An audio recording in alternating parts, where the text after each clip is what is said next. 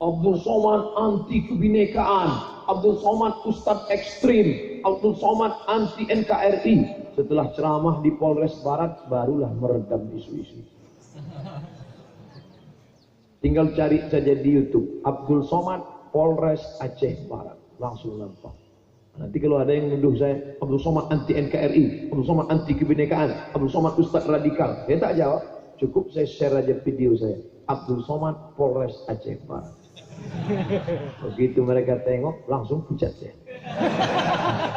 Mana berani dia lagi ngejek? Ejek lah, dia ditangkap sama Pak Polisi. Ejek, berani dia ngejek. Apa yang dimuliakan Allah SWT, saya setelah ceramah-ceramah di kantor-kantor polisi ini, alhamdulillah tenang hati saya. Dulu asal ada razia pucat gitu. Sekarang, tapi setelah ceramah ini tak pernah ditangkap lagi. Kalau udah niat saya simpan foto-foto. Cobalah kau print biar aku tunjuk. Print kan? Bukan berarti saya mau melanggar tidak tertib. SIM ada. Kemana-mana saya bawa SIM. SIM A, SIM C ada. SIM truk aja yang tak ada. Tapi yang dimuliakan Allah SWT, tetap tertib lalu lintas. Sampai hari ini, kalau saya bawa motor, tetap pakai helm. Kemarin ada anak-anak mengundang. Ustaz, bisa kami undang Ustaz acara maghrib? Maghrib saya penuh. Zuhur Pak Ustaz, zuhur penuh. Asar Pak Ustaz, pengajian ibu-ibu wirid Yasin. Ustaz yang kosong jam berapa? Jam 3 malam. Jam 3 itulah kami undang Pak Ustaz. Maksud saya jam 3 biar supaya dia jangan mengundang saya. Rupanya anaknya anak-anak geng motor. Kami biasa jam 3 nongkrong-nongkrong katanya. Jam 3 Pak Ustaz. Paksa jam 3 datang. Nanti Ustaz datangnya kami jemput atau gimana Pak Ustaz? Enggak, saya Ustaz yang biasa datang tak dijemput, balik tak diantar. Kalau kalian jemput saya. Tapi Ustaz, kami mau nunjukkan motor kami. Jadi kita sebelum sampai ke lokasi kita konvoi dulu. Tanyanya pula saya, Ustaz bisa naik motor? Belum tahu dia. Kalian siapkan aja motornya. Siapkan aja. Nanti Ustaz kami bonceng ya. Kita tengok nanti. Itu ini mana kuncinya? Mainlah. Saya pakai helm. Tetap tertib. Pakai helm. Yakinkan klik baru jalan. Klik baru jalan. Saya pakailah. Ustaz membawa penumpang? Enggak, saya sendiri aja. Begitu saya gas, langsung RX King. Tengok 120 saya gas. Jadi mereka maksudnya mau syuting pakai kamera. Sangkanya pelan. Tak tahu dia. Begitu sampai di lokasi, Ustaz cepat betul kata. Dan pikir saya lahir langsung tua. Saya pikir tak pernah saya muda. Baru mereka tahu. Bagi yang belum nengok, tulis di situ. Abdul Somad RX King enter. Apa yang dimuliakan Allah Subhanahu wa taala, tapi aturan tetap kita ikut, SIM tetap kita urus, tetap pakai jaket. Kalau bapak-bapak pakai motor, pakai jaket, nanti masuk angin. Ini diletakkan nyala pula koran di sini. Letak koran, setiap pagi mau kerja tulis koran, letak koran. Kenapa pakai koran? Takut masuk demam, batuk, diperiksa ronsen. Begitu ronsen nampak X-ray, tertulis Tribun Aceh. Masuk tulisan koran itu paru-paru. Pakailah jaket. Berapalah harga jaket?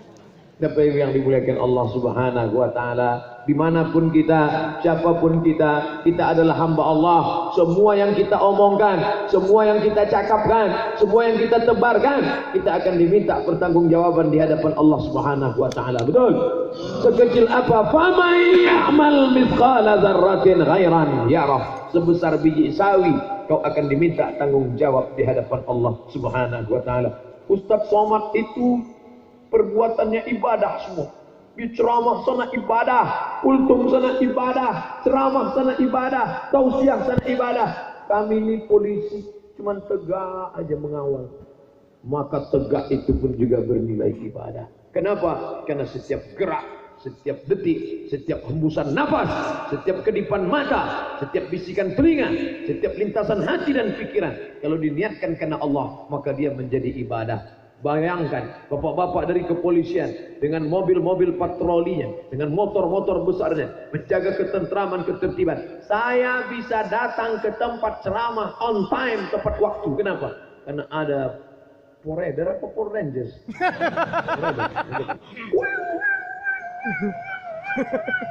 Maka bisa tepat. Kalau tidak macet lah kan. Begitu ada mobil itu langsung semua mobil-mobil ke tepi. Barulah saya paham kenapa pejabat itu tak tahu rasanya susah. Sekarang sejak jadi ustadznya baru saya tahu. Dulu dari Cengkareng ke tempat acara ke hotel macet. Begitu saya dijemput dari Cengkareng, mimpir semuanya. Reggae. Sampai ke lokasi, saya tidur aja. Sampai luar biasa. Padahal dulu waktu kita kecil, asal dengar suara itu, bukan dua tuh. Pertama orang mati, kedua Pak Bupati. Sekarang, masya Allah, bunyi tengok Ustaz keluar. Apa yang dimuliakan Allah Subhanahu Wa Taala? Kebahagiaan kita yang luar biasa, dimuliakan, dihormati. Ini semua bentuk cinta kita kepada Allah Ta'ala. Menyebut dalam surat Al-Kahfi tentang seekor, ini segan saya nyebut ini tak sopan di depan para abu, depan para tengku, depan Pak Profesor. Seekor sensor kalau kata-kata yang tak layaknya. Seekor anjing.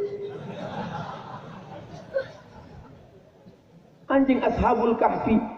Ada orang-orang soleh berada di dalam gua, tapi Allah cerita tentang seekor anjing yang menjulurkan, menselonjorkan kaki depannya di depan pintu gua. Ini informasi amat sangat tidak penting.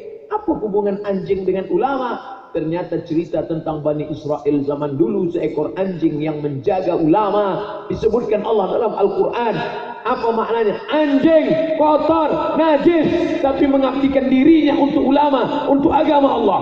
Maka disebutkan dalam Al-Quran. Tapi jangan gara-gara cerita ini semua balik beli anjing. Ini ceritanya zaman dulu. Adapun zaman sekarang jangan. Siapa yang memelihara anjing, maka satu hari amalnya dikurangi sebesar Bukit Uhud. Bukit Uhud itu besar Pak Ustaz, 7 kilometer panjangnya. Amal sebesar bisul. Jadi tiap hari amal dia min. Malaikat lama tidak masuk ke rumah Nabi bawa wahyu. Sampai-sampai ketika turun surat Ad-Duha Nabi bertakbir, Allahu Akbar. Itulah mengapa kalau ada acara khatam kaji baca dari Wadduha pakai takbir. La ilaha illallah wallahu akbar. Bismillahirrahmanirrahim. Wadduha wal laili idza saja. Ma wadda'aka rabbuka wa ma qala. Kenapa bertakbir baca Wadduha? Karena ketika Wadduha turun Nabi bertakbir, berkumandang takbir, saking lamanya wahyu tak turun. Jibril, kenapa kau lama betul baru membawa wahyu Jibril? Apa kata Jibril? Kami tidak turun karena ada bangkai anak anjing. Bangkai anak anjing di bawah tempat tidur, mati, tak berbau, diambil oleh Khawlah pakai gagang sapu, barulah muncul. Masuk surat tilang. Begitu rupanya kalau kita ceramah kantor polisi. Tak boleh lama-lama. Tinggal 5 menit lagi. Kalau lewat, Bapak Ibu yang dimuliakan Allah Subhanahu wa taala, maka